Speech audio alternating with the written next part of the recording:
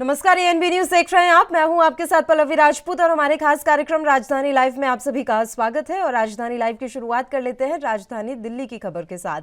दिल्ली के मुख्यमंत्री अरविंद केजरीवाल ने दिल्ली वालों को बड़ी सौगात दी है। उन्होंने राजघाट डिपो 1 पर 97 और इलेक्ट्रिक बसों को हरी झंडी दिखाकर रवाना किया। इसके साथ ही दिल्ली परिवहन निगम के बेड़े में इलेक्ट्रिक बसों की संख्या बढ़कर 249 हो गई है। अभी तक डीटीसी के बेड़े में 102 इलेक्ट्रिक बसें चल रही थी। अधिकारियों के अनुसार प्रत्येक बस से PM 2.5 और PM 10 से कार्बन डाइऑक्साइड उत्सर्जन में अब कमी आने की उम्मीद है। अधिकारियों के अनुसार इलेक्ट्रिक बसें अत्याधुनिक तकनीक वाली होंगी, जिनमें कोई शोर और प्रदूषण नहीं होगा और यात्रियों की सुरक्षा के लिए एयर कंडीशनिंग और CCTV कैमरे जैसी सुविधाएं भी होंगी। इसके अतिरिक्त इसमें wheel chair accessibility, panic button और रैंप सुविधाएं भी शामिल होंगी। साथ ही नई बसों में महिला सवारों के लिए विशेष गुलाबी सीटें होंगी। इसके अलावा ये बसें अग्नि सुरक्षा के लिए और यात्रियों को किसी भी आग की घटना से बचाने के लिए आग का पता लगाने और दमन प्रणाली से लैस होंगी। आपात स्थिति में लाइव वीडियो स्ट्रीमिंग भी उपलब्ध होगी। अधिकारियों के मुताबिक इन बसों पर सेंट्रल कमांड कंट्रोल रूम की भी नजर रहेगी। इस दौरान सीएम केजरीवाल ने कहा कि हमारा मकसद है कि जैसे शिक्षा और स्वास्थ्य के क्षेत्र में दिल्ली में हमने एक वर्ल्ड क्लास मॉडल दिया, वैसे ही परिवहन के क्षेत्र में दिल्ली को पूरे दुनिया का मॉडल बनाना है।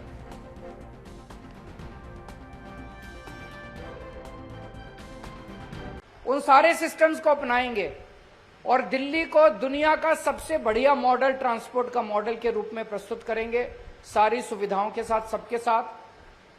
कल 11 महिलाओं को बस ड्राइवर की जिम्मेदारी दी गई। उन सभी बहनों को मैं बधाई देता हूं और मुझे बड़ी खुशी है, आने वाले समय में अगले कुछ महीनों में 200 और महिलाओं को बस ड्राइवर की जिम्मेदारी दी जाएंगी। अब महिलाएं पुरुषों के साथ कंधे से कंधा मिला के दिल्ली के विकास में काम कर रही हैं। उन सबको मैं बधाई देता हूं। 2025 के अंत तक 80 मुख्यमंत्री अरविंद केजरीवाल ने दिल्ली वालों को सौगात दी है। उन्होंने राजघाट डिपो 1 पर 97 और इलेक्ट्रिक बसों को हरी झंडी दिखाकर रवाना किया। इसके साथ ही दिल्ली परिवहन निगम के बेड़े में इलेक्ट्रिक बसों की संख्या बढ़कर 249 हो गई है। अभी तक डीटीसी के बेड़े में 102 इलेक्ट्रिक बसें चल रही थी। अधिकारियों के अनुसार ये बसें पर्यावरण के लिहाज से काफी किफायती होंगी। अपने 10 साल के जीवन काल के दौरान प्रत्येक बस से PM 2.5 और PM 10 से कार्बन डाइऑक्साइड उत्सर्जन में अब कमी आने की उम्मीद है। अधिकारियों के अनुसार इलेक्ट्रिक बसें अत्याधुनिक तकनीक वाली होंगी, जिनमें कोई शोर और प्रदूषण नहीं होगा और यात्रियों की सुरक्षा के लिए एयर कंडीशनिंग और CCTV कैमरे जैसी सुविधाएं भी होंगी।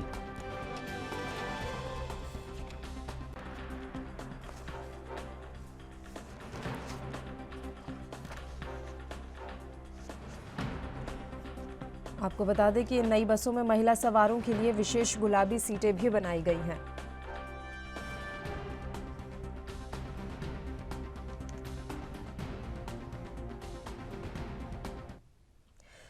और इसी खबर पर तमाम जानकारी देने के लिए राजधानी दिल्ली से हमारे संवाददाता राजीव तिवारी इस समय लाइव जुड़ गए हैं। सीधा उन्हीं का रुख करते हैं। राजीव, आपसे पूरी जानकारी चाहेंगे। नई इलेक्ट्रिक बसों की सौगात दी गई है राजधानी वालों को।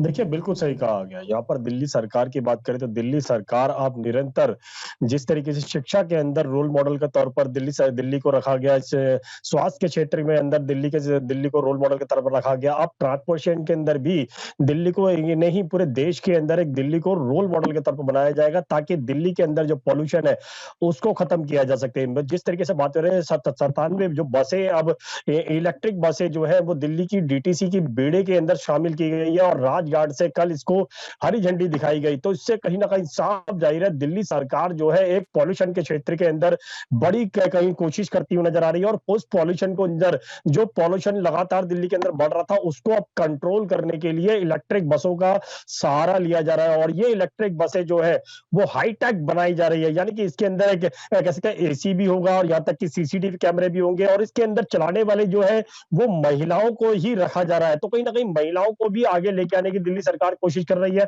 इससे साफ जाहिर है कहीं ना कहीं दिल्ली सरकार जो है वो पॉल्यूशन को कंट्रोल करने के साथ साथ इलेक्ट्रिक बसों को भी बढ़ावा देती हुई नजर आ रही है और यहाँ तक कि महिलाओं को भी आगे लेके आने की कोशिश की जा रही है। इससे साफ जाहिर है कहीं ना कहीं दिल्ली सरकार जो है वो ट्रांसपोर्टेशन के क्षेत्र के अंदर एक बड़ा बदलाव करने की कोशिश की जा रही है।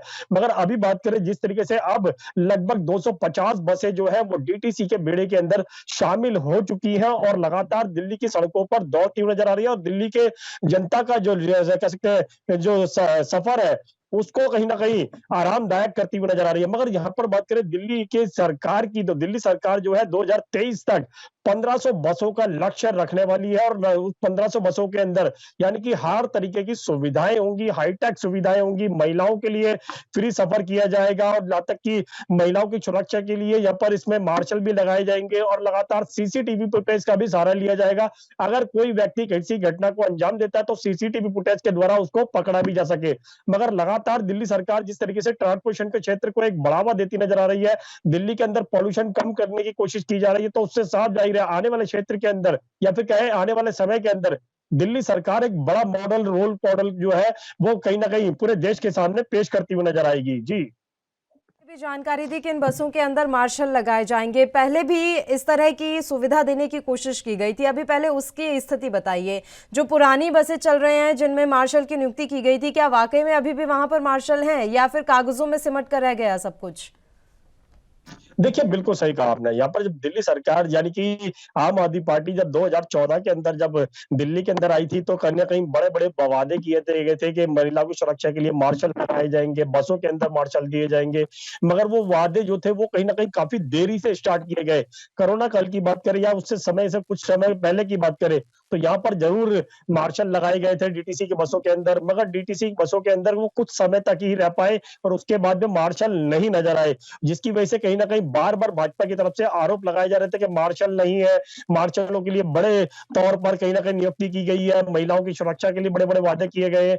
तो कहीं ना कहीं आरोप जरूर लगे थे, मगर अब दिल्ली सरकार जो है वो इसको लेकर और ज्यादा सतर्क होती नजर आ रही है और जो कह सकते हैं कि जो सिविल डिफेंस के जवान है उनको मार्शल के तौर पर इसके बसों के अंदर लगाया जाएगा और काफी हद तक लगाया भी जा चुका है। मगर अभी बात करें डीटीसी बसों की तो डीटीसी बसों के अंदर हर तरीके से सुरक्षा जो है वो मुहफिज की हो जाएगी और लगातार ये भी कोशिश की जाएगी कि दिल्ली के जो बसें हैं यानी कि जो पर्यावरण को रोकने के लिए और दूसरा सुरक्षा के लिए हर तरीके से कोशिश की जाएगी। और यहाँ पर जिस तरीके से अब लगातार कहीं ना कहीं डीटीसी के बेड़े के अंदर बसें जो है इलेक्ट्रिक बसें जो है वो शामिल होती नजर आ रही है और पुरानी जो बसें हैं डीजल की बसें या सीएनजी की बसें हैं जिनकी सर्विस खत्म हो चुकी है या फिर उनकी कह सकते हैं जो समय सीमा है जो पूरी हो चुकी है उनको अब हटाया जा रहा है और की जगह पे इलेक्ट्रिक बसों को बड़ी संख्या में लेके आया जा रहा है और जहां तक कि 2023 तक 1500 बसें होंगी और 2025 तक इस डीटीसी के बेड़े के अंदर 1800 बसें मौजूद रहेंगी। यानी कि कहीं ना कहीं दिल्ली सरकार जो है दिल्ली को एक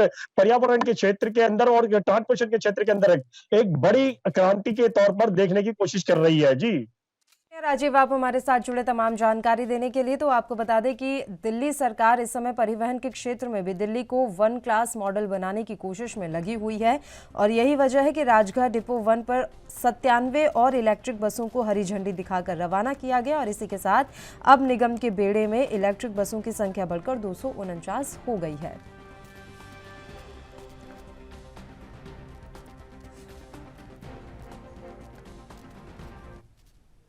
बढ़ते हैं राजधानी लखनऊ की खबर की ओर। योगी सरकार में पंचायती राज मंत्री भूपेंद्र चौधरी को अब बीजेपी का नया प्रदेश अध्यक्ष बनाना लगभग तय हो गया है।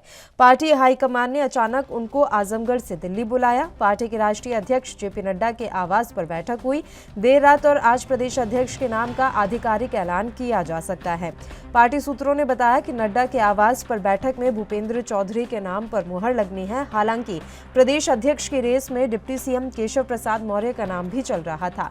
इससे पहले जुलाई में स्वतंत्र देव सिंह ने प्रदेश अध्यक्ष पद से इस्तीफा दे दिया था। तब से यूपी में प्रदेश अध्यक्ष की तलाश की जा रही थी।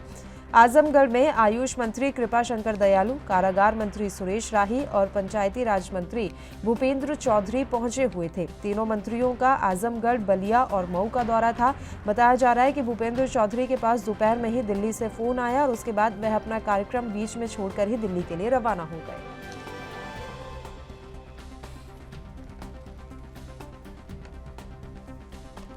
तो योगी सरकार में पंचायती राज मंत्री भूपेंद्र चौधरी का बीजेपी का नया प्रदेश अध्यक्ष बनना लगभग तय हो गया है। पार्टी हाईकमान ने उनको आजमगढ़ से दिल्ली बुलाया है। पार्टी के राष्ट्रीय अध्यक्ष जेपी नड्डा के आवास पर बैठक होनी है देर रात और आज प्रदेश अध्यक्ष के नाम का आधिकारिक ऐलान किया जा सकता है। पार्टी सूत्रों ने बताया कि नड्डा के आवास पर बैठक में भूपेंद्र चौधरी के नाम पर मुहर लगनी है। हालांकि प्रदेश अध्यक्ष की रेस में डिप्टी सीएम केशव मौर्य का नाम भी चल रहा था। इससे पहले जुलाई में स्वतंत्र देव सिंह ने प्रदेश अध्यक्ष पद से इस्तीफा दे दिया था। तब से यूपी में प्रदेश अध्यक्ष की तलाश की जा रही थी। आजमगढ़ में आयुष मंत्री कृपा शंकर दयालु, कारागार मंत्री सुरेश राही और पंचायती राज मंत्री भूपेंद्र चौधरी पहुंचे थे। तीनों मंत्रियों का आजमगढ़, बलिया और मऊ का दौरा था। बताया जा रहा है कि भूपेंद्र चौधरी के पास दोपहर में दिल्ली से फोन आया और उसके बाद वह अपना कार्यक्रम बीच में छोड़कर ही दिल्ली के लिए रवाना हो गए।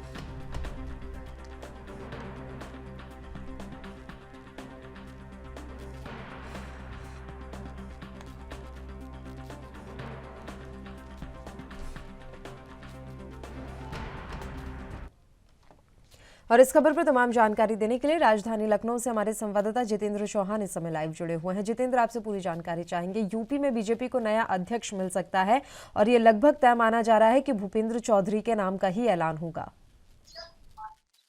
देखिए पल्लवी, बिल्कुल लगातार जो प्रदेश अध्यक्ष को लेकर जो भारतीय जनता पार्टी में हलचल चल रही थी, उस पर कहीं ना कहीं जल्द ही विराम लग सकता है। और बात करें तो यूपी बीजेपी प्रदेश अध्यक्ष में हलचल जो है वो कहीं ना कल तेज हो गई, जब भूपेंद्र चौधरी जो की पंचायती राज मंत्री, उनके बाद फोन आया हाईकमान से और वो दिल्ली के लिए रवाना हो गए। इस पद के लिए भूपेंद्र चौधरी के नाम की चर्चा तेज हो गई है। और इससे पहले केशव प्रसाद मौर्य जो कि उत्तर प्रदेश सरकार में डिप्टी सीएम है, उनके ट्वीट के बाद भी कहीं ना कहीं जो भारतीय जनता पार्टी की सियासत थी वो कहीं ना कहीं तेज हो गई थी। और अब एक बार फिर भूपेंद्र चौधरी के दिल्ली से फोन आने के बाद भूपेंद्र चौधरी दिल्ली रवाना हो गए देर रात। और कहीं ना कहीं आज ये माना जा रहा है कि राष्ट्रीय अध्यक्ष जेपी नड्डा से मुलाकात कर सकते हैं भूपेंद्र चौधरी। और भूपेंद्र चौधरी 1991 से बीजेपी जुड़े हुए हैं और कहीं ना कहीं वो योगी आदित्यनाथ की सरकार में पंचायती राज मंत्री पिछली सरकार में भी थे और इस सरकार में भी कहीं ना कहीं वो मंत्री हैं। और जाट बिरादरी से ताल्लुक रखते हैं भूपेंद्र चौधरी, तो वो मुरादाबाद जिले से मेहंदीपुर सिकंदरापुर के रहने वाले हैं। और चौधरी सपा के दिग्गज नेताओं मुलायम सिंह यादव के खिलाफ चुनाव भी लड़ चुके हैं और मगर वो चुनाव हार गए थे। भूपेंद्र चौधरी की बीजेपी पद जो प्रदेश अध्यक्ष पद है वो कहीं ना कहीं जल्दी उनको दिया जा सकता है। अध्यक्ष पद बनने के बाद पश्चिमी यूपी की सियासत के तौर पर साधने की तैयारी माना जा रही है। और कहीं ना कहीं यूपी में विधानसभा 2022 में बीजेपी के थोड़ा सा नुकसान जरूर झेलना पड़ा था, क्योंकि उस समय किसान आंदोलन था और किसान आंदोलन के चलते कहीं ना कहीं काफी नुकसान उठाना पड़ा था भारतीय जनता पार्टी को। और यह सपा गठबंधन में शामिल रानौत की बीजेपी को नुकसान पहुंचाया था। और साफ तौर पे कहा, इससे पहले 2024 के मिशन के बीजेपी का महत्वपूर्ण दाव माना जा रहा है। और क्योंकि वेस्ट यूपी में 14 लोकसभा सीटें, जिसमें किसान आंदोलन के दौरान बीजेपी को काफी नुकसान उठाना पड़ा था, क्योंकि सपा और रालोद का जब गठबंधन हुआ था 2022 में, तो भारतीय जनता पार्टी को काफी नुकसान झेलना पड़ा था, क्योंकि जाट बिरादरी से आते हैं भूपेश बघेल, तो जाहिर सी बात है कि उसके चलते भी भारतीय जनता पार्टी ने दाव खेला है। क्योंकि लगातार ये कहा जाता है कि प्रदेश अध्यक्ष पद के लिए या तो दलित हो सकते हैं या ब्राह्मण हो सकते हैं, और पश्चिम यूपी को साधने के लिए, क्योंकि 2024 का चुनाव है और चुनाव से पहले कहीं ना कहीं भारतीय जनता पार्टी दाव बड़ा खेलना चाह रही है। और इसके चलते पश्चिम यूपी को साधने के लिए, जाट समुदाय को साधने के लिए भूपेंद्र चौधरी का नाम तेजी से चल रहा है। और माना जा रहा है कि आज जो केंद्र नेतृत्व है उनसे कहीं ना कहीं भारतीय जनता पार्टी की जो वरिष्ठ नेतृत्व है उनसे मुलाकात आज हो सकती है और भूपेंद्र चौधरी का नाम जल्दी घोषणा करती है। माना जा रहा है कि शाम तक भी उनका नाम आ सकता है। जितेंद्र, ये जानना बेहद अहम हो जाता है क्योंकि ये साफ तौर पर दिख रहा है। देखिए, 2024 को साधने के लिए भूपेंद्र चौधरी का नाम आगे किया गया है। सवाल यह है कि क्या अभी भी प्रदेश में जाट और किसानों की नाराजगी योगी सरकार से लगातार बरकरार है? हालांकि जीती है योगी सरकार, दोबारा आए हैं सीएम बन के योगी आदित्यनाथ, लेकिन उसके बाद भी एक बड़ा वर्ग बताया जाता है कि अभी भी नाराज चल रहा है। देखिए, जाटों का आंदोलन जिस तरह से केंद्र सरकार के खिलाफ पिछली बार जो आंदोलन हुआ था, किसानों का जो आंदोलन था, वो पल्लवी बिल्कुल आपने बात सही की, वो केंद्र सरकार से नाराज थे। और उत्तर प्रदेश में हालांकि प्रदर्शन हुआ, लेकिन उतनी ज्यादा तेजी से प्रदर्शन नहीं हुआ। लेकिन एक बार फिर राकेश टिकैत महापंचायत में दिल्ली में भी जुटे थे केंद्र सरकार के, फिर उन्होंने मोर्चा खोल रखा है भारतीय जनता पार्टी के खिलाफ मोर्चा खोल सकता है, केंद्र सरकार के खिलाफ मोर्चा खोल सकता है, तो जरूर जाहिर सी बात है कि भारतीय जनता पार्टी से एक बड़ा तबका जाट समुदाय का और किसान आंदोलन से किसानों से कहीं न कहीं किसान नाराज नजर आ रहे हैं। तो उसका खामियाजा ना उनको 2024 में, क्योंकि नाराजगी जो है वो पहले भी केंद्र सरकार से थी और इस बार भी केंद्र सरकार से नाराजगी नजर आ रही है। तो एक दाव पश्चिमी यूपी को अपने साधने के तौर पर कहा जा सकता है कि उत्तर प्रदेश में साधने के तौर पर ये भूपेंद्र बघेल जो है उनको कहीं न कहीं प्रदेश अध्यक्ष बनाया जा सकता है। और हालांकि नामों की चर्चा तेज हो चुकी है, वो दिल्ली में है भूपेंद्र चौधरी, और भूपेंद्र चौधरी कहीं न कहीं जल्दी उनका नाम जो प्रदेश अध्यक्ष के तौर पर आ सकता है। और यूं जो कहा जा सकता है कि भूपेंद्र चौधरी पंचायती राज मंत्री पिछली सरकार में भी थी, इस बार भी पंचायती राज मंत्री हैं, और कहीं न कहीं ये जाटों को साधने का एक कह सकते हैं कि दांव भारतीय जनता पार्टी उत्तर प्रदेश खेलने जा रही है। और कहीं न कहीं इसका खामियाजा 2024 में ना उठाना पड़े केंद्र सरकार को या भारतीय जनता पार्टी को। तो जो भी प्रत्याशी होगा भारतीय जनता पार्टी के 2024 में, इस तरह का कोई भी खामियाजा ना हो। किसानों को साधने की कोशिश की जा रही है, जाटों को साधने की कोशिश करके, क्योंकि जाट वोट बैंक भी एक अहम भूमिका रखता है सियासत में। तो उस सियासत में नुकसान न उठाना, इसलिए भूपेंद्र चौधरी को कहीं न कहीं आगे ले जाया जा सकता है, उनको प्रदेश अध्यक्ष के नाम की घोषणा करके। चलिए, शुक्रिया जितेंद्र, आप हमारे साथ जुड़े तमाम जानकारी देने के लिए। तो उत्तर प्रदेश बीजेपी में एक बड़ा हम यहाँ बदलाव कह सकते हैं, यूपी बीजेपी को नया अध्यक्ष मिल सकता है और भूपेंद्र चौधरी के नाम पर एक तरीके से मुहर लगनी तय मानी जा रही है, क्योंकि पश्चिमी यूपी और जाटों को साधने की कोशिश अब भारतीय जनता पार्टी कर रही है। तो ऐसे में भूपेंद्र चौधरी अब वहां पर यूपी बीजेपी के नए अध्यक्ष बनाए जा सकते हैं।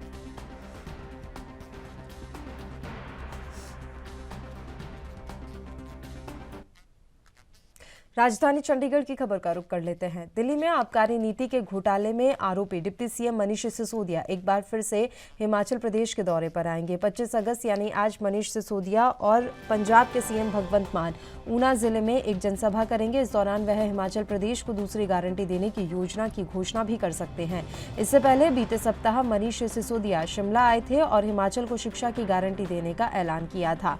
आम आदमी पार्टी की ओर से दी गई जानकारी के अनुसार पंजाब के मुख्यमंत्री भगवंत मान और दिल्ली के उप मुख्यमंत्री मनीष सिसोदिया हिमाचल प्रदेश को दूसरी गारंटी देंगे। 25 अगस्त को ऊना जिले में होशियारपुर रोड पर कपिला फार्मा में 2 बजे आम आदमी पार्टी का ये कार्यक्रम होना है। आपको ये भी बता दें कि हिमाचल में नवंबर में विधानसभा चुनाव होने की संभावना है।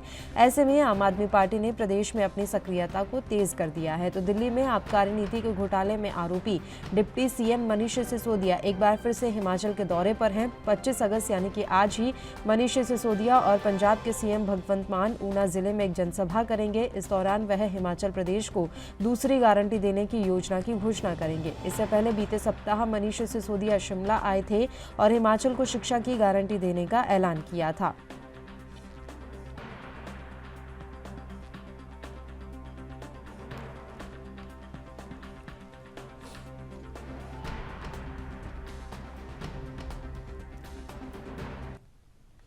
और इसी खबर पर तमाम जानकारी देने के लिए चंडीगढ़ से हमारे संवाददाता अमित कुमार इस समय लाइव जुड़ गए हैं। अमित, आपसे पूरी जानकारी चाहेंगे। भगवंत मान हिमाचल प्रदेश के दौरे पर रहने वाले हैं आज। जी बिल्कुल पॉलिसी के तौर पर बात करें तो पंजाब के मुख्यमंत्री भगवंत मान आज दिल्ली के उप मुख्यमंत्री मनीष सिसोदिया के साथ ऊना के दौरे हिमाचल में ऊना में एक बड़ी रैली करेंगे और आज अपनी दूसरी गारंटी हिमाचल के लिए देने वाले हैं।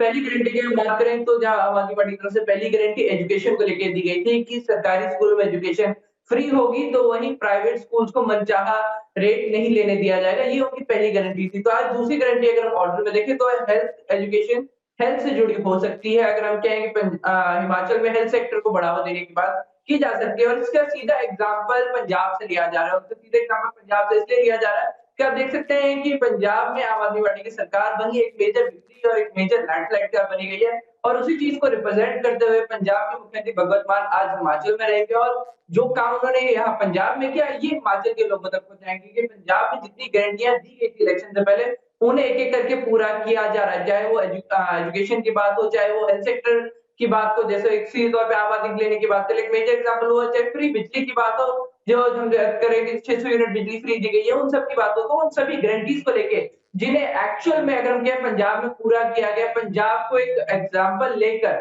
खुद पंजाब के मुख्यमंत्री भगवंत मान आज हिमाचल के लोगों के पास जाएंगे, उनको अपनी कामयाबी बताएंगे कि आम आदमी पार्टी सिर्फ दिल्ली में नहीं, पंजाब में भी अच्छा काम कर रही है, रिस्पॉन्स ले रही है। और उसका सीधा एग्जाम्पल मैं हूँ, क्योंकि पंजाब के लोगों ने मुझे चुना, हमारी आम आदमी पार्टी को चुना, और आज हमें एक बड़ा क्लियर मैंडेट दिया है। और उस मैंडेट का असर आप देख रहे हैं कि पंजाब में हमने अपने जितने भी वादे किए उन्हें एक-एक करके पूरा शुरू करने दिया है। तो वही हम मौका अब हिमाचल से चाहते हैं। पहली गारंटी दे चुके हैं और आज दूसरी गारंटी दी जाएगी। अब ये देखना होगा कि आज जो दूसरी गारंटी दी जाएगी वो किस मुद्दे से जुड़ी हो सकती है। क्या वो एजुकेशन से जुड़ी हुई होगी, या वो हेल्थ सेक्टर से जुड़ी होगी, या टीचर से होगी, या एम्प्लॉयमेंट से होगी? ये कुछ बड़े सवाल हैं। जी।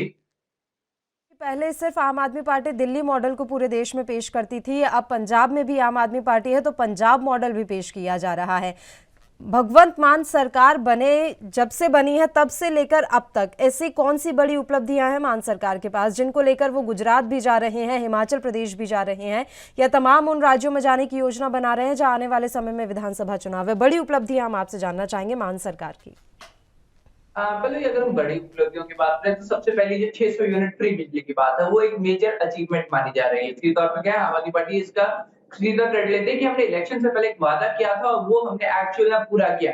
सब एक बड़ी उपलब्धि है। दूसरी तरफ हम कह सकते हैं जो आम आदमी क्लिनिक हेल्थ सेक्टर में जो सीधे तौर पे अगर हम कहें कि इंप्रूवमेंट की बात है तो उसको एक मेजर फैक्टर कंसिडर किया जा रहा है। तो वही जो कच्चे मुलाजिमों को पक्का करने के लिए उसको भी एक हम कह सकते हैं कि मेजर फैक्टर्स में कंसिडर किया जा रहा है। तो ये कुछ 3 अहम मुद्दे अगर हम सीधे तौर पे कह सकते हैं जिन्हें बार-बार हाइलाइट किया जा रहा है। इसमें हम कह सकते हैं कुछ ऐड ऑन्स भी हैं जिनको मेंशन किया जा सकता है कि एजी ऑफिस में रिजर्वेशन जो अभी लागू किया गया है जिसमें करीब 58 के करीब अगर हम एससी और दूसरे वर्ग के लोगों को भी शामिल होने का, जहाँ पे पहले कोई रिजर्वेशन नहीं थी वो रिजर्वेशन लागू किया है। तो इन सभी चीजों को लेकर हम कह सकते हैं कि जो थोड़ा सा टाइम हुआ अगर हम कहें कि जो 5 महीने बेसिकली सरकार को यहाँ पे उस 5 महीने में जो मेजर अचीवमेंट्स है वो काफी इम्पैक्टफुल है। और इसी चीज को रिप्रेजेंट करने के लिए शायद आज हमारे पंजाब के मुख्यमंत्री भगवंत मान आज हिमाचल जा रहे हैं, क्योंकि जो 5 महीने में किया गया है आमतौर पे हम देखते हैं इलेक्शन टेन्योर के लास्ट पीरियड में किए जाते हैं, वो आज पहले साल के अंदर और पहले 6 महीने के अंदर ही किया जा रहा है। तो ये काफी ज्यादा इम्पैक्टफुल है और शायद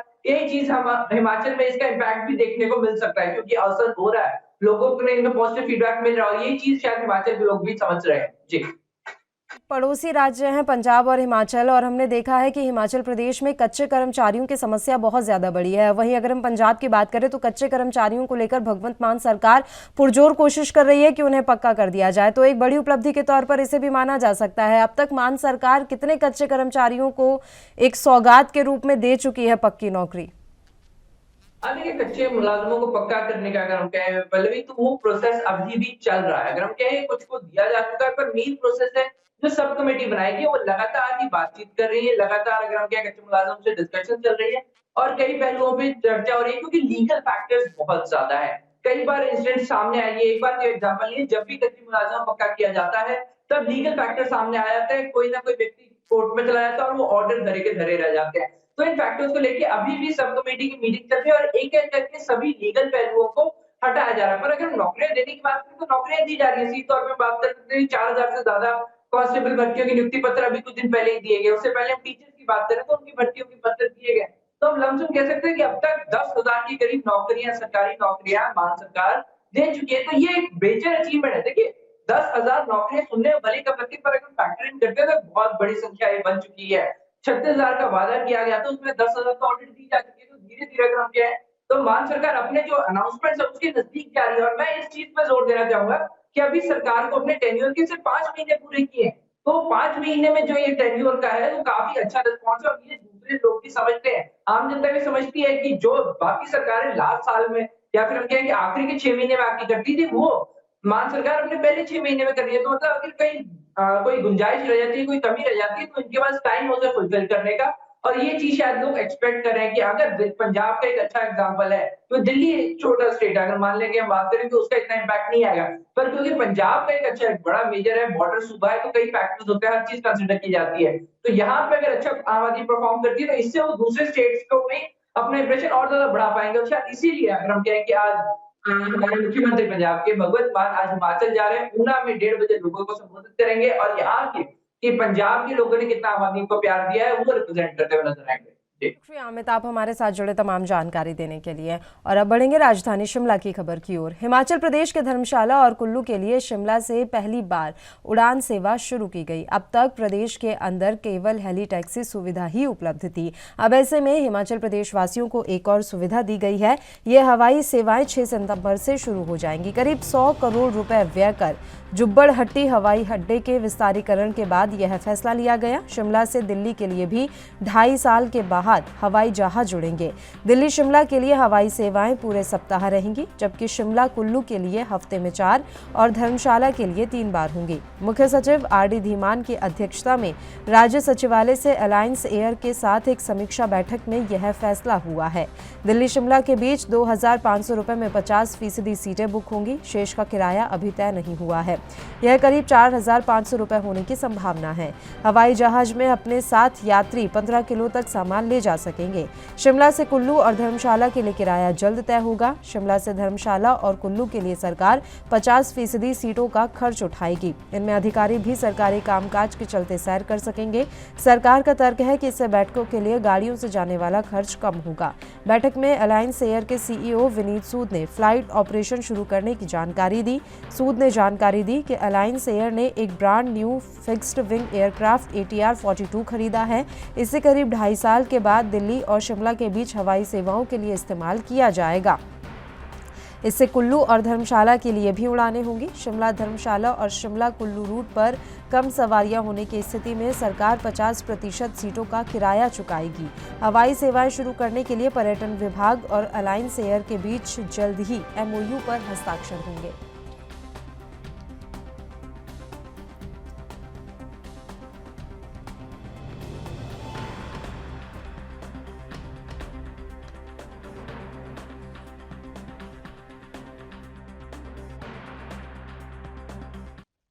और इस खबर पर तमाम जानकारी देने के लिए हिमाचल प्रदेश ब्यूरो चीफ टीना ठाकुर जी इस समय फोन लाइन पर हमारे साथ जुड़ी हुई हैं। टीना जी, आपसे पूरी जानकारी चाहेंगे। हिमाचल प्रदेश के धर्मशाला और कुल्लू के लिए शिमला से पहली बार उड़ान सेवा शुरू की जाने वाली है।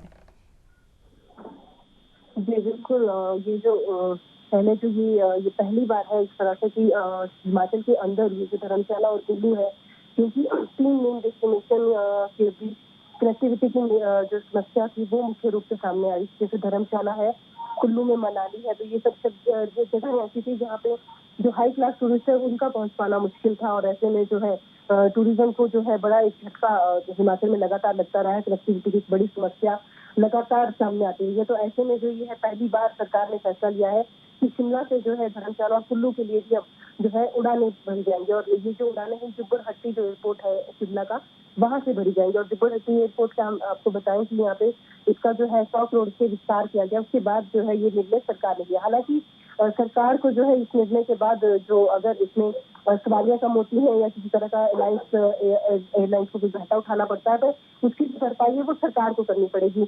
तो फिलहाल अभी जो ये 6 सितंबर से जो सर्विस शुरू होगी उसमें देखने वाली बात ये रहेगी कि कितनी सर्विस सफल रह पाती है। क्योंकि अब इससे पहले जो है हेली टैक्सी हिमाचल में शुरू की गई थी।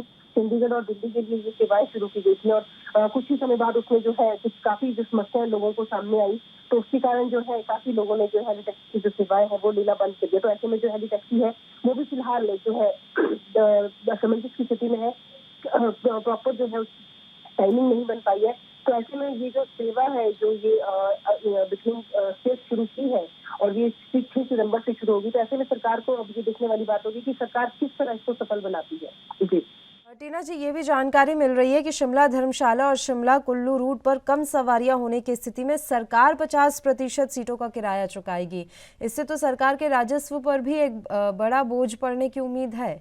टीना जी जी बिल्कुल, आपने सही कहा। क्योंकि अभी सरकार जो है जब मुख्य सचिव ने ये बात की थी, कल MOU साइन हुआ है तो उसमें ये बात सामने आई थी।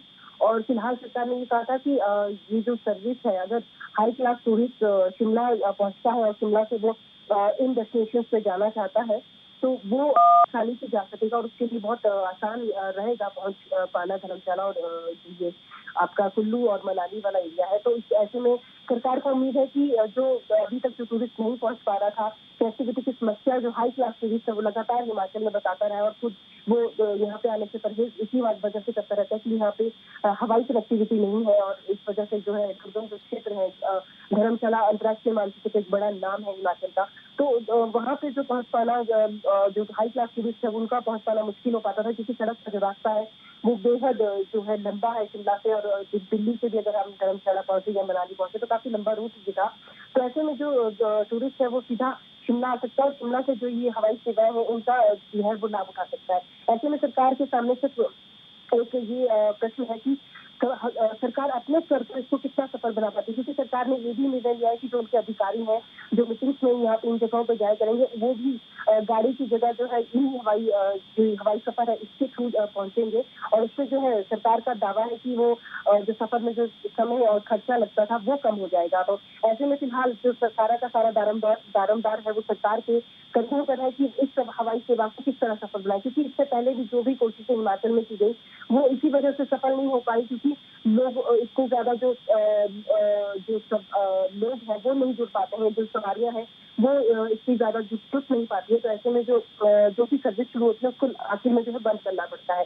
हेलीटैक्सी टैक्सी इसका एक उदाहरण है। तो ऐसे में हिमाचल सरकार ने ये जो महत्वाकांक्षी योजना बोलेंगे जो शुरू की है, तो ये देखने वाली बात है कि हिमाचल सरकार इसको सफल बनाने के लिए किस हद तक इस योजना का जो है इस योजना को लेके जा सकती है। कुछ परिवहन सेवाएं उपलब्ध है शिमला धर्मशाला और शिमला कुल्लू रूट पर? जी बिल्कुल बिल्कुल, परिवहन सेवाएं तो बहुत ज्यादा है, क्योंकि धर्मशाला डिपो अलग है, कुल्लू अलग है। ये डेस्टिनेशन ऐसे हैं जहाँ पे जो है जो टूरिस्ट हिमाचल पहुंचता है तो वो कुल्लू के मनाली भी जरूर जाना पसंद करता है, और धर्मशाला क्योंकि दलाई लामा के कारण भी और अपनी खूबसूरती के कारण भी अंतर्राष्ट्रीय मानचित्र पर एक जगह रखता है। तो ऐसे में परिवहन सेवाओं के अलावा टैक्सी सेवाएं भी बहुत ज्यादा शिमला से भी है। कनेक्टिविटी और जो रुबाई रोड है वो बहुत ज्यादा है, लेकिन जो आपको मैंने पहले ही बताया, जो हाई क्लास टूरिस्ट है वो कहता है कि जो समय है वो बहुत खर्च होता है, बेहद खर्चीला सफर उसको रुबाई रोड लगता है, क्योंकि समय का अभाव वो लोग बताते हैं। तो ऐसे में ऐसे लोगों को टारगेट करके जिनके पास समय का अभाव है और सड़क का सफर वो नहीं कर सकते हैं, तो ऐसे लोगों को टारगेट करके हिमाचल सरकार ने ये जो योजना है ये शुरू की है। और काफी ये महत्वाकांक्षी योजना है, क्योंकि ये पूरे सप्ताह शुरू रहेंगी, और कुल्लू और जो शिमला के बीच है वो 4 दिन, और धर्मशाला के लिए 3 बार, मतलब हफ्ते में पूरा टाइम ये सेवाएं उपलब्ध रहेंगी। तो ऐसे में देखने वाली ये बात है कि जो हाई क्लास टूरिस्ट है जिसको टारगेट करके हिमाचल सरकार ने ये योजना शुरू की है वो अब हिमाचल कितना पहुंच पाते हैं। शुक्रिया टीना जी, आप हमारे साथ जुड़ी तमाम जानकारी देने के लिए। बढ़ते हैं राजधानी मुंबई की खबर की ओर। कोरोना वायरस ने एक बार फिर से अपना कहर बरपाना शुरू कर दिया है। एक्टर अमिताभ बच्चन भी कोविड पॉजिटिव हो गए हैं। अमिताभ ने सोशल मीडिया पर इसकी जानकारी दी, साथ ही उन सभी लोगों से अपना टेस्ट करवाने की अपील की है जो उनके संपर्क में आए।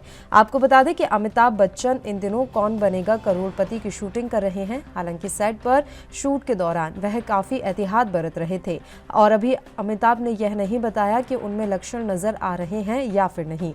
ना ही उन्होंने ये बताया है कि वह अस्पताल में है या फिर घर पर। इसके अलावा अभी तक यह भी पता नहीं चल पाया कि आखिर अमिताभ बच्चन को कहां से और कैसे कोरोना संक्रमण हुआ। कौन बनेगा करोड़पति के सेट पर अमिताभ क्रू मेंबर्स के अलावा कई कंटेस्टेंट्स के संपर्क में आते हैं, लेकिन इस दौरान पूरी सावधानी बरती जाती है और कोविड प्रोटोकॉल भी फॉलो किया जाता है। केबीसी के अलावा अमिताभ कई और प्रोजेक्ट्स में भी नजर आएंगे। इनमें फिल्म ऊंचाई और ब्रह्मास्त्र भी शामिल हैं जो जल्द ही रिलीज होंगी। अमिताभ बच्चन को 2 साल पहले भी कोरोना का संक्रमण हो गया था। उस समय वह कई दिन मुंबई के नानावटी अस्पताल में भर्ती रहे थे। फैंस दिन रात अमिताभ बच्चन के ठीक होने की दुआ कर रहे थे। अमिताभ बच्चन ने अब जैसे ही दोबारा कोविड पॉजिटिव होने की जानकारी दी तो फैंस घबरा गए। फैंस उन्हें गेट वेल सून विश कर रहे हैं और अपना ख्याल रखने के लिए कह रहे हैं।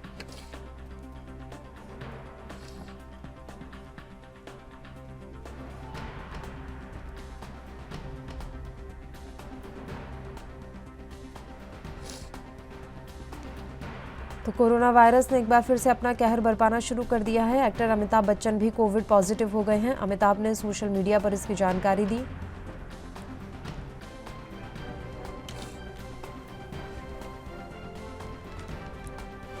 और इस खबर पर तमाम जानकारी देने के लिए मुंबई से हमारे संवाददाता सत्यप्रकाश सोनी इस समय फोन लाइन पर जुड़ गए हैं। सीधा उन्हीं का रुख करते हैं। सत्यप्रकाश, आपसे जानकारी चाहेंगे। अमिताभ बच्चन की कोरोना रिपोर्ट पॉजिटिव आई है।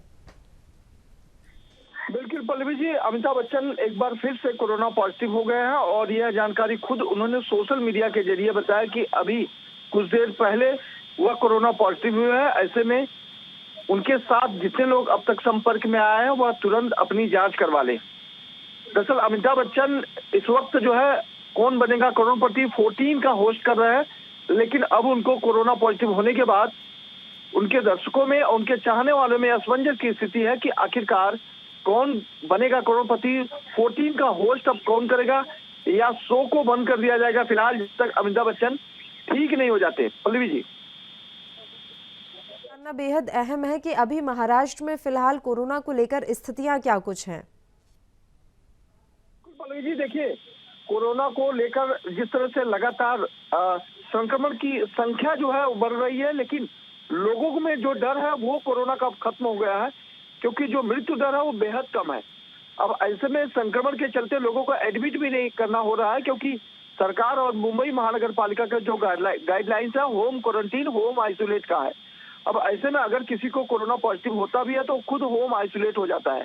ठीक उसी तरह अमिताभ बच्चन भी खुद को होम आइसोलेट किया है, हालांकि वह डॉक्टर की निगरानी में है, किसी तरह की संशय की स्थिति नहीं है। यही वजह कि मुंबई महानगर पालिका के तमाम अधिकारी अमिताभ बच्चन के घर जलसा जुहू बंगले पे पहुंचे और तमाम चीजों और उनके घर का जो है सैनिटाइज किया गया। और यह प्रक्रिया जो है पहले से चली आ रही है कि जब भी कोई कोरोना पॉजिटिव होता है तो उनके घर को सैनिटाइज किया जाता है या वो आइसोलेट के तौर पर रखा जाता है, क्योंकि उनके घर में बाकी और कोई परिवार का सदस्य नहीं है, सब लोग आउट ऑफ मुंबई है, इसलिए ज्यादा टेंशन की विषय नहीं है।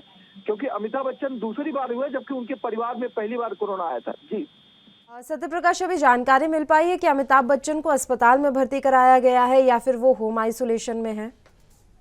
नहीं, कल हमारी बीएमसी अधिकारी से बात हो रही थी, तभी उन्होंने बताया कि हम लोगों ने अमिताभ बच्चन को होम आइसोलेट किया है। हालांकि डॉक्टर लगातार उनके साथ संपर्क में है, क्योंकि उनके घर में और कोई नहीं है, इसलिए वो अकेले ही अपने बंगले में ही होम आइसोलेट हुए हैं, वहीं पे उनका इलाज किया जा रहा है। डॉक्टर की नजर लगातार बनी हुई है।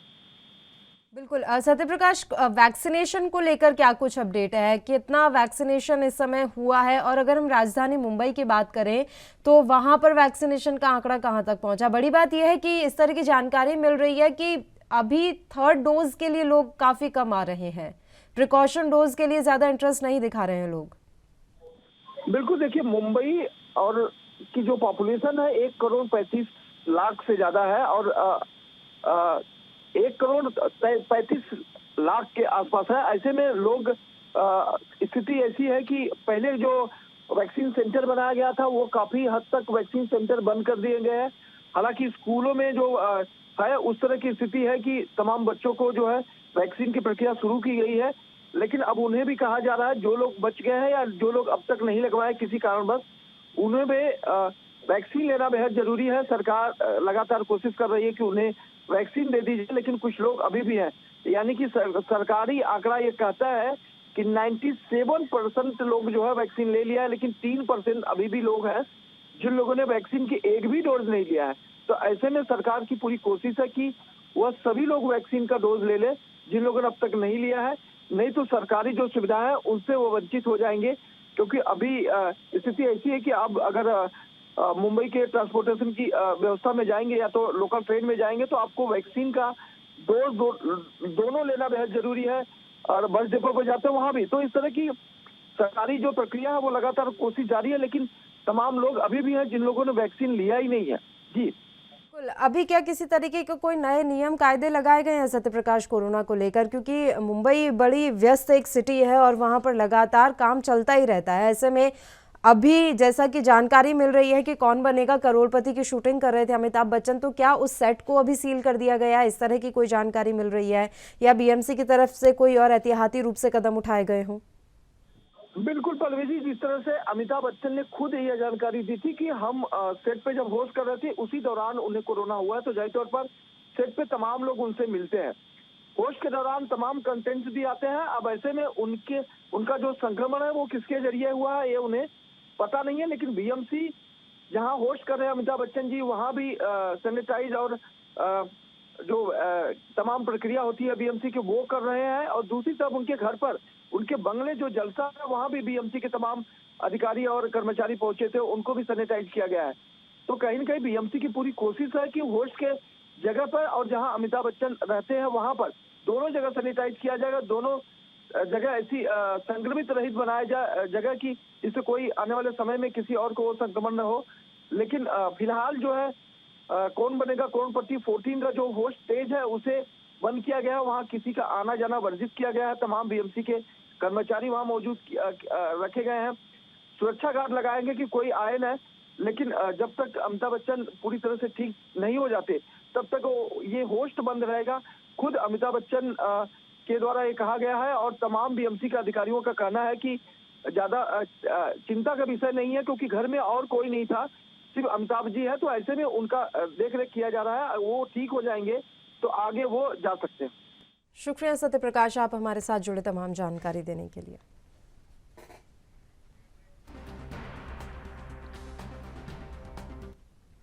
बढ़ते हैं राजधानी देहरादून की खबर की ओर। उत्तराखंड हाईकोर्ट ने उत्तराखंड मूल की महिलाओं को उत्तराखंड लोक सेवा आयोग की परीक्षा में 30% आरक्षण दिए जाने के खिलाफ दायर याचिकाओं पर सुनवाई की। कोर्ट खंडपीठ ने सरकार के 30% आरक्षण दिए जाने वाले शासनादेश पर रोक लगाते हुए याचिकाकर्ताओं को परीक्षा में बैठने की अनुमति दी है।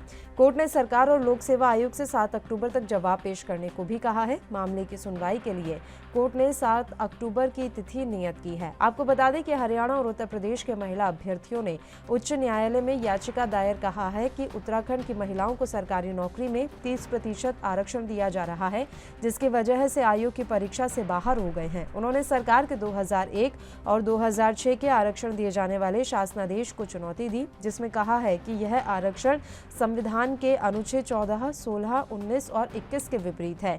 कोई भी राज्य सरकार जन्म और स्थायी निवास के आधार पर आरक्षण नहीं दे सकती। याचिकाकर्ता का कहना है कि सरकार ने 18 जुलाई 2001 को 24 जुलाई 2006 के शासनादेश के आधार पर उत्तराखंड मूल की महिलाओं को 30% क्षैतिज आरक्षण दिया जा रहा है, जो कि गलत है।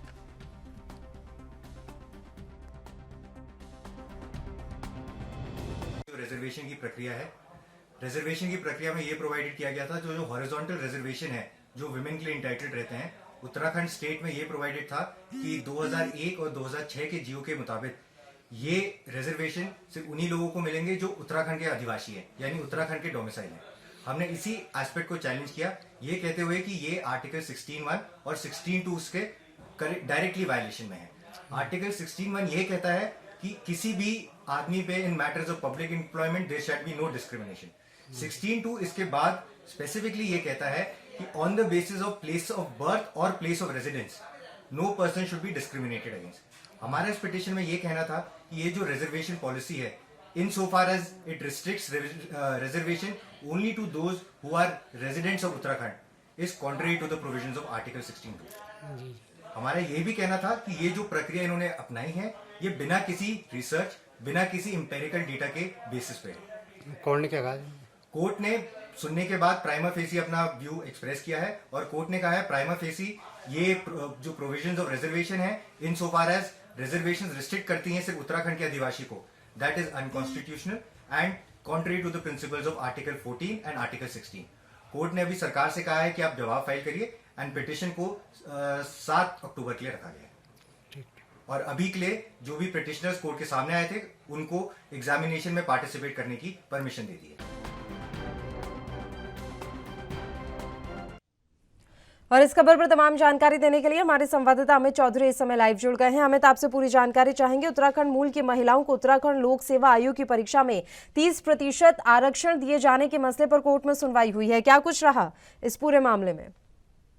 देखिए पल्लवी, बात करें जिस तरीके से उत्तराखंड लोक सेवा आयोग में उत्तराखंड की जो मूल महिला वर्ग है उन पे 30% आरक्षण देने को लेकर के सरकार ने यहाँ पर जो आरक्षण दिया था उस पर कहीं ना कहीं अब सरकार को बड़ा झटका लगा है, क्योंकि जो यहाँ पर अभी जो प्रारंभिक परीक्षा हुई थी उत्तराखंड लोक सेवा आयोग में उसमें जो यहाँ पर महिला अभ्यर्थी बैठी हुई थी जिसमें हरियाणा और उत्तर प्रदेश की महिलाओं ने प्रारंभिक परीक्षा के बाद जो यहाँ पर निर्णय आया था, जो परीक्षा का परिणाम आया था उसके बाद जिस तरीके से वहाँ पर आरक्षण की बात जब खुल के सामने आई तो उसके बाद वहाँ पर जो उत्तर प्रदेश और हरियाणा की महिलाओं ने यहाँ पर हाईकोर्ट में याचिका दायर की। उस याचिका में उन्होंने साफ तौर से कहा है कि उत्तराखंड की जो महिलाओं को यहाँ पर लोक सेवा आयोग में 30% का आरक्षण दिया जा रहा है उसमें उन्होंने उदाहरण दिया है 2001 और 2006 को लेकर के। उसमें साफ तौर से लिखा है याचिकाकर्ताओं की तरफ से कि जो यहाँ पर जो मूल निवास है उत्तराखंड के और जो स्थायी निवास के आधार पर आरक्षण नहीं दिया जा सकता है, जिसकी वजह से वो जो वहाँ की जो अभ्यर्थी थी वो वंचित रह गई परीक्षा में परिणाम आने के बाद से। 79 नंबर लाने के बाद यहाँ उत्तराखंड की जो महिला थी उन आरक्षण के बलबूते यहाँ पर परीक्षा पास होने के बाद दूसरी परीक्षा में यहाँ पर उसके बाद बैठने का यहाँ पर बैठा दिया गया। लेकिन जो जिन्होंने याचिका डाली है उन महिलाओं के 79 नंबर से ज्यादा थे, लेकिन उनको परीक्षा बाहर कर दिया गया। उसके बाद उनकी तरफ याचिका लगाई गई है और हाईकोर्ट ने इसका संज्ञान लेते हुए उन याचिकाकर्ताओं को परीक्षा में बैठने की अनुमति भी दी है और 3% आरक्षण जो सरकारी तरफ से था उस पर कहीं ना कहीं यहाँ पर रोक लगा दी गई है, जिससे राज्य सरकार को यहाँ झटका भी है। और अब आगामी यहाँ पर जो जवाब है वो 7 अक्टूबर तक मांगा है लोक सेवा आयोग और उत्तराखंड सरकार के, उसको लेकर के यहाँ पर अब कहीं ना कहीं जो अभ्यर्थी जो वंचित रह गए थे यहाँ परीक्षा में बैठने के लिए, महिला अभ्यर्थी और राज्यों की, वो अभी परीक्षा में बैठ पाएंगी और जो परीक्षा है वो दे पाएंगी। बिल्कुल, आपसे ये भी जानकारी चाहेंगे कि अब जो ये सामने आया है इसको लेकर क्या सरकार सुप्रीम कोर्ट जाने का अभी विचार कर रही है? क्योंकि हर राज्य सरकार चाहती है कि उनके राज्य के महिलाओं को ज्यादा से ज्यादा सुविधाएं दी जा सके, तो सरकार की मंशा भी सही है अपनी जगह अगर देखा जाए। अमित जी बिल्कुल, जिस तरह से बात की जाए, अगर पूर्ववर्ती सरकार की बात की जाए, अभी मौजूदा सरकार की बात की जाए, महिला आरक्षण को लेकर के महिलाओं को के प्रति कहीं ना कहीं सजग दिखाई दी है सरकारें। और इस समय क्योंकि भाजपा की सरकार उत्तराखंड में है और लगातार जो महिलाओं को आगे बढ़ाने की बात लगातार की जा रही है, उत्तराखंड में वो एक उदाहरण है क्योंकि लगातार आरक्षण दिया जा रहा है महिलाओं को आगे बढ़ने का, भले ही वो किसी भी नौकरी की बात की जाए वहां पर लगातार दिया जा रहा है। और लोक सेवा आयोग की लगातार इसमें जो पिछले वर्ष की बात करें, जो इसमें यहाँ पर 224 कई नियुक्तियां निकाली गई थी यहाँ पर, उसमें तमाम तरह के पद थे, उसमें यहाँ पर परीक्षा देने की बात सब सामने आई तो महिलाओं ने यहाँ पर बढ़ चढ़ के हिस्सा लिया था। और उत्तराखंड में क्योंकि उत्तराखंड लोक सेवा आयोग है तो यहाँ की महिलाओं को आरक्षण देने की बात जब आई थी तो 30% आरक्षण सरकार की तरफ से दिया गया था। लेकिन अब जिस तरीके से हाईकोर्ट में याचिकाकर्ता जो यहाँ पर जो अन्य राज्य की जो महिला अभ्यर्थी है उनकी तरफ से दी गई है और हाईकोर्ट ने भी संज्ञान लिया है इसका, और जो महिला अभ्यर्थी थी जिन्होंने याचिका लगाई थी उनको यहाँ पर परीक्षा में बैठने की अनुमति दी गई है। सरकार से जवाब मांगा है 7 अक्टूबर तक। सरकार निश्चित तौर पर इसमें कोई ना कोई पहल जरूर करेगी। पहले वो पूरा स्टडी इस चीज की करेगी कि इससे पहले जो नियम थे वो किस तरीके थे और अब आगे उनको क्या करना है। और निश्चित तौर पे अगर उससे ये संतुष्ट नहीं होती तो हाईकोर्ट की जगह यहाँ पर अगर उच्चतम न्यायालय यहाँ पर सुप्रीम कोर्ट जाने की पहल राज्य सरकार कर सकती है। लेकिन फिलहाल 7 तारीख को यहाँ पर जवाब दाखिल करना, अब ये देखने वाली बात होगी कि राज्य सरकार यहाँ पर क्या जवाब दाखिल कर दी, क्योंकि प्रतिबद्धता कहीं ना कहीं महिलाओं को आगे बढ़ाने की उत्तराखंड सरकार की है और उसको लेकर के वो लगातार यहाँ पर आगे कार्य कर रहे हैं, तमाम तरह के कार्य किए जा रहे हैं और आरक्षण लगातार दिया जा रहा है। अब हाईकोर्ट में क्या तथ्य यहाँ पर दिए जाएंगे ये देखने वाली बात है। फिलहाल अभी सरकार को हालांकि बड़ा झटका लगा है, लेकिन जो तथ्य है उस पर कहीं ना कहीं यहाँ पर जो दाव पेच है वो कहीं ना कहीं लगाए जा सकते हैं और आगे इस पर क्या जवाब दाखिल होगा वो यहाँ पर निर्णय सरकार ले सकती है जल्द से जल्द। मामले में अगली सुनवाई अमित 7 अक्टूबर को होनी है यहाँ पर पल्लवी, और उसमें सरकार से और लोक सेवा आयोग दोनों से यहाँ पर जवाब मांगा है हाई कोर्ट ने और उसमें वो जवाब दाखिल करने के बाद यहाँ पर जो कोर्ट है वो अगला फैसला सुनाएगी। लेकिन यहाँ पर जो सरकार क्या जवाब देगी और किस तरीके से महिला आरक्षण को सही साबित करेगी ये देखने वाली बात। चलिए, शुक्रिया अमित, आप हमारे साथ जुड़े तमाम जानकारी देने के लिए।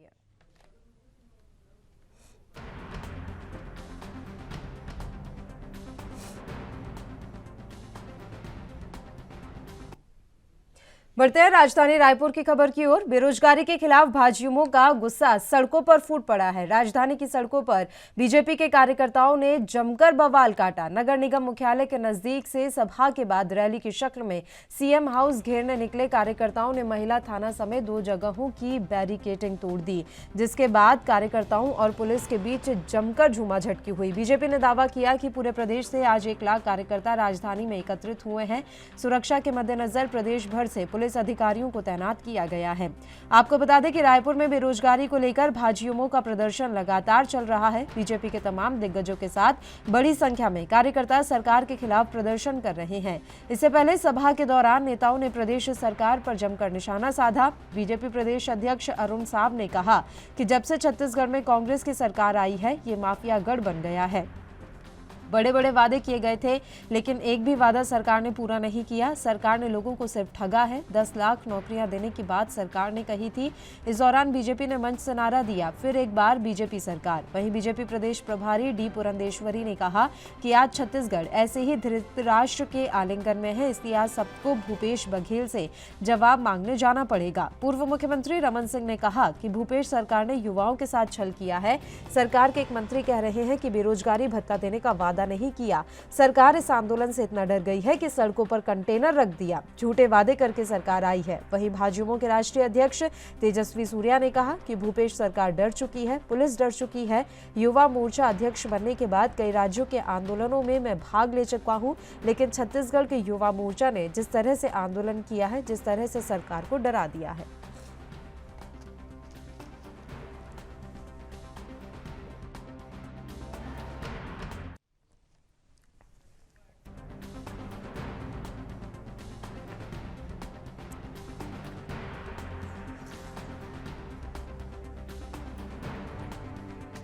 तो बेरोजगारी के खिलाफ भाजयुमो का गुस्सा सड़कों पर फूट पड़ा है। राजधानी की सड़कों पर बीजेपी के कार्यकर्ताओं ने जमकर बवाल काटा। नगर निगम मुख्यालय के नजदीक से सभा के बाद रैली की शक्ल में सीएम हाउस घेरने निकले कार्यकर्ताओं ने महिला थाना समेत 2 जगहों के बैरिकेडिंग को तोड़ दिया, जिसके बाद कार्यकर्ताओं और पुलिस के बीच जमकर झड़प हुई। बीजेपी ने दावा किया है कि पूरे प्रदेश से आज 1 लाख कार्यकर्ता राजधानी में एकत्रित हुए।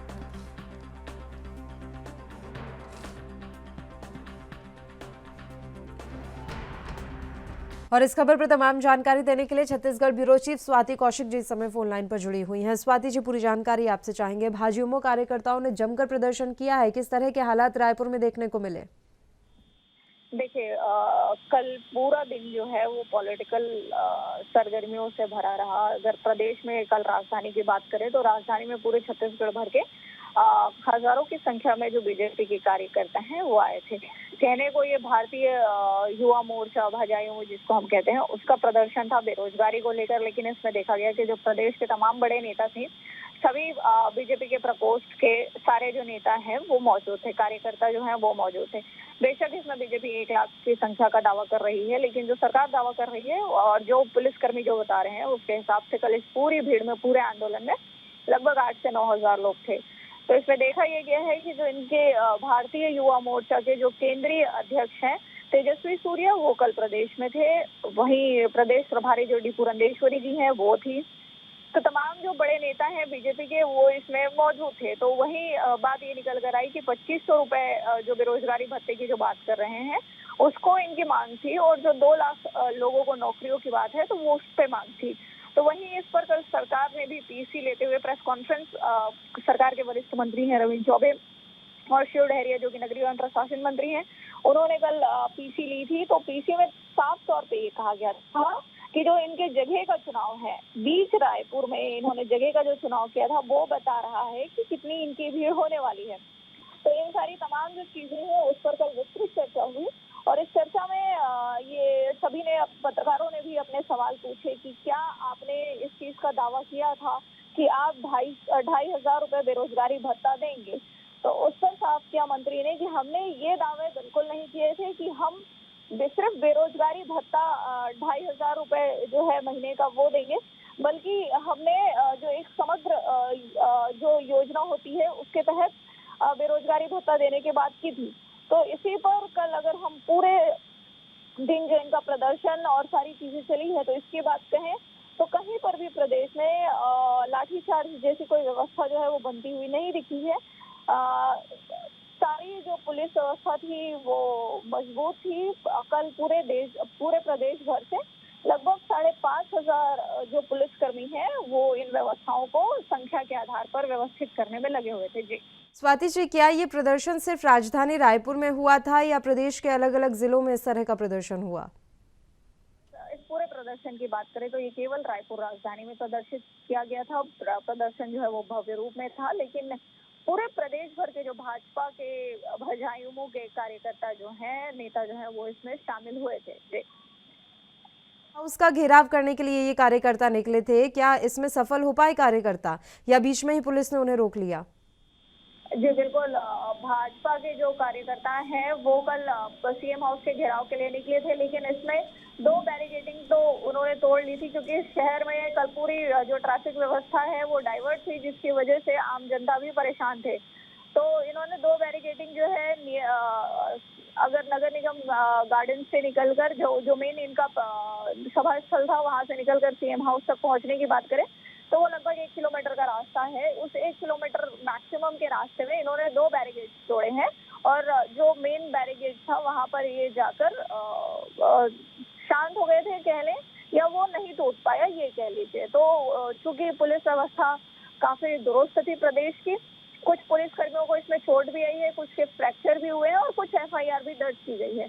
तो काफी सारे कार्यकर्ताओं को कल पुलिस लेकर भी गई है। तो ये सारी जो चीजें हैं कल के पूरे धरने में निकल कर आई है। लेकिन बिल्कुल हाँ, 2 बैरिकेडिंग जो है वो तोड़ी गई है, तीसरी जो है वो नहीं तोड़ पाए हैं। जी, इस पूरे प्रदर्शन पर बघेल सरकार का क्या कुछ कहना है? क्या खुद CM भूपेश की तरफ से कोई प्रतिक्रिया सामने आई है? नहीं, अभी CM साहब की तरफ से इसमें कोई प्रतिक्रिया सामने नहीं आई है। लेकिन हाँ, बिल्कुल प्रदर्शन के ठीक पहले कांग्रेस की सरकार ने प्रेस कॉन्फ्रेंस किया था कि किस ढंग से ये जो पूरा इनका बीजेपी का जो पूरा प्रदर्शन है वो क्यों खोखला है, ये उन्होंने बिल्कुल बताने की कोशिश की थी। जिसको भी कल हमने कवर किया था, तो तभी वहाँ ये बात सामने निकल कर आई थी कि इनकी जो संख्या है और इनका जो स्थल चयन है वो बता रहा है कि कितनी संख्या में ये आने वाले हैं। और वहीं पर कल शिव डहरिया ने ये बिल्कुल चिंता जाहिर की थी कि जिस ढंग से डी पुरंदेश्वरी जो है इनके प्रभारी नेता, वो मुख्यमंत्री पर जिस तरह से बयानबाजी कर रही हैं, कहीं वो नए किसी षड्यंत्र की रचना तो नहीं कर रही हैं। इस तरह की कल बयानबाजी बिल्कुल उस PC में हुई थी और अपनी तरफ से सरकार ने अपना पक्ष रखा था कि क्यों ये जो प्रेस कॉन्फ्रेंस है ये निरर्थक है सरकार के लिए। जी स्वाति जी, आप हमारे साथ जुड़ी तमाम जानकारी देने के लिए।